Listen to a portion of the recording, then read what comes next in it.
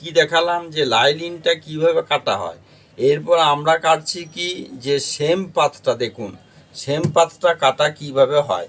আমরা কি বলেছিলাম যে এইখানে আমরা প্রথমেই 1.5 ইঞ্চি রেখে দিয়েছি, মানে হচ্ছে নিচে মোড়ার কাপড়, আর এইখানে 3 ইঞ্চি এক্সট্রা দিয়েছি।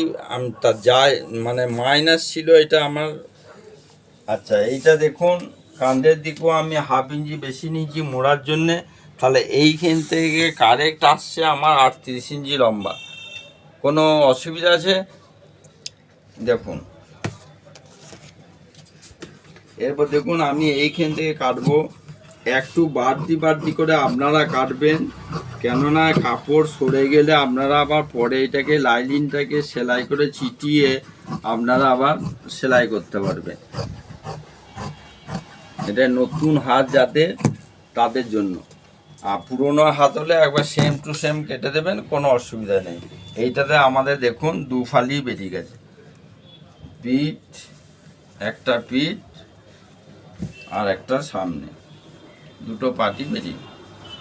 ঠিক আছে, এরপর যেটা দেখাচ্ছি হাত।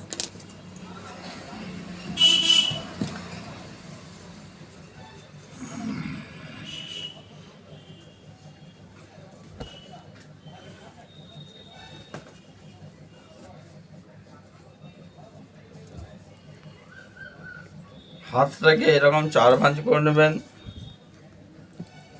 উল্টো দিকে 4 ভাঁজ করে নিলাম। এরপর আমাদের আছে হাতে লম্বা আছে 15। এইটাকে আপনি প্রথমেই রাখুন উপর দিকে 1/2 ইঞ্চি মার্কিং রাখুন। এরপর 15 আর 3 ইঞ্চি বেশি রাখবেন প্রত্যেকটা হাতে, 3/4 হাত বা গ্লাস হাত। এরপর আবার এইখানে রাখুন 1.5 ইঞ্চি চওড়া। তাহলে বুঝে নেন যে এইটা হচ্ছে আমাদের মুহুরি। এইটা হচ্ছে আপনার মুহুরি কত আছে আমাদের? মুহুরি আছে আমাদের 10। তাহলে তার মানে হাফ রাখবেন 5। এইখান থেকে 1.5 ইঞ্চি আপনারা বেশি রাখবেন পরে বাড়ানোর জন্যে। এই বাহুটা দেখুন, বাহুটা আছে আমাদের 12, তাহলে 6 ইঞ্চি রাখবেন। ওকে, এরপর এরকম শেপ কাট নেবেন। এরকম শেপ কাট বসিয়ে এরকম করে বাঁকাভাবে চলে আসবে। এই দেখুন, আবার এক্সট্রা কাপড়টা আপনি রেখে দেবেন। ঠিক আছে, এরপর এইখান থেকে আপনারা 3.5 ইঞ্চি দাগ দেবেন। দাগ দিয়ে পরে এইখানে এরকম করে দাগ দেবেন সোজা দিয়ে পরে এইটা শেপ করে দেবেন। এতে তালপাত কাটার কোনো প্রয়োজন হবে না, আশা করি ফিটিংস হবে। ঠিক আছে, কোনো অসুবিধা হলে আমাকে কিন্তু অবশ্যই ফোন করুন। তালপাত কাটার কোনো প্রয়োজন নেই।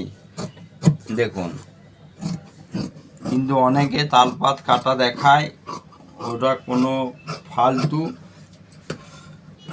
তালপাত কাটার কোনো প্রয়োজন নেই। এই দেখুন, এইখানে আমরা কুটকা মারলাম, এইখানে সেলাই হবে, এইখানে মার্কিং আছে। আমাদের 2টো হাত বেরিয়ে গেল। এই দেখুন 2টো হাত। বুঝতে পেরেছেন? কোনো অসুবিধা থাকলে অতি অবশ্যই আমার সাথে কন্ট্যাক্ট করবেন। ধন্যবাদ।